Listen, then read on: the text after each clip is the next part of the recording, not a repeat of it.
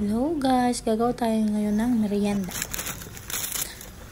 Magpakulo ka ng tubig, lagay yung pansit canton. Ginamit ko dyan is 4 na pansit canton. Sa video nakalagay lang 2 pero 4 na yung ginamit. I-drain mo and set aside. Sa kawali, lagyan ng mantika.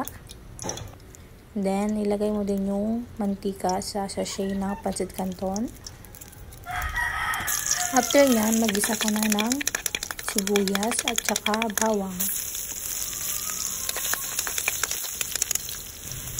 Kapag namula na siya, lumabas ng kaluluwa, ilagay mo na yung tuna. Then, halu-haluin. Isunod mo na rin yung carrots.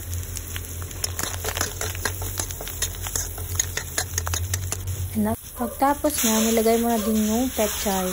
Pwede din repolyo, pwede din naman pechay. Dito sa Bicol, ginagamit namin pechay. Masarap din naman siya, guys. Subukan nyo. Then, nilagay mo yung toyo sa pansit canton. Yung pampalasa. Para hindi masayang, lagay mo yan. Halu-haluin mo ulit. And after ng minutes, ilagay mo na rin yung paminta, oyster sauce, then halo ulit. Maya-maya, pwede mo na ilagay yung noodles. At ayan na nga guys, ilagay ko na yung noodles. Tara na guys, kain na tayo.